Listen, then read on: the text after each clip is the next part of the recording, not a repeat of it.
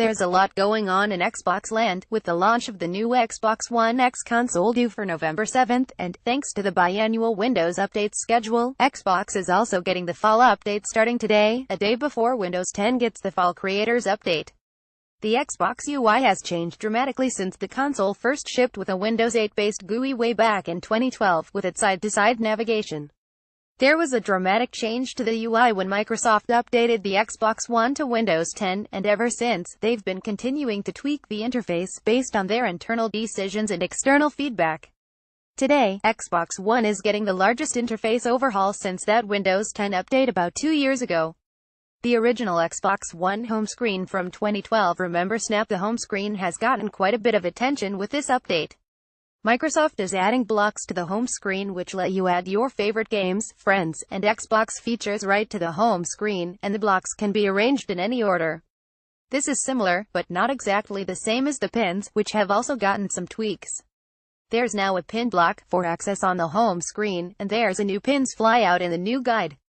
Also, you can now have up to 40 pins. Speaking of the guide, which is what you get when you press the Xbox button, and not the One guide, which is where you see TV listings, it has also received some attention. Microsoft has been battling poor performance on the guide for the last couple of updates, and this update should fix most of those performance issues. I've not had a chance to test it out yet, but checking around with some of the Xbox insiders does indicate that the performance is good. Guide will also be contextually aware, so if you are in an active party or broadcast, guide opens right to the party or broadcast sections for quicker access to the controls for those sections. There's also some more work done on multiplayer, including friends and games, letting you know about friends playing the same games, and game invites will appear in the multiplayer tab of the guide. There's also a new tournaments section for quick access to official and community tournaments that you've joined. There's several other nice cosmetic changes coming as well. First, Xbox One will now support a light theme in addition to the default dark theme, which should be familiar to anyone that's used Windows 10, where it's had both light and dark themes for some time. Microsoft has also adjusted the screen dimming feature to help preventing image burn-in. Xbox One has also gained a lot of features around backing up the configuration and managing games when you have multiple consoles in the home. There's now a new feature to back up all games and console settings to an external drive, so they can be applied to a new console, hint Xbox One X, when it's activated. Additionally, for those with multiple consoles in the home, you can now copy games and apps over your home network from one console to another with a new network transfer feature. When games are climbing from 50 GB to over 100 GB per game, this should save a significant amount of time. This feature is a nice start, but what it should actually do is automatically do this if your other console already has the game, rather than make you initialize it. If you hit install, it can check the other console and get it from there first if it already exists. Microsoft already has this kind of technology for desktops, and you'd think it would be fairly simple to implement on Xbox One. Still, the feature will be welcomed.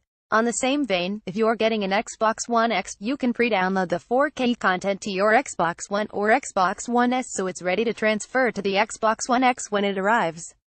There's also a Xbox One X Enhanced section in the store now to more easily find games that will support the higher graphical fidelity of the Xbox One X. Xbox One will also let you use a USB webcam to broadcast yourself in Mixer, their online broadcasting service, and if you're into using Skype on your Xbox, you can use the webcam for that as well. With the demise of Kinect, this makes a lot of sense, and once again shows the extra capabilities added by having Xbox run on Windows 10. Game VR is also getting an upgrade.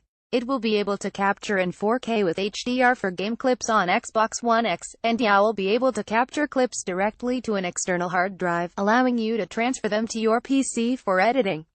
There's also many other smaller features, such as an Xbox Assist app for help and tips, as well as an update to the Mixer tab on the dashboard which will give display previews of streams so you can evaluate them before joining, and more.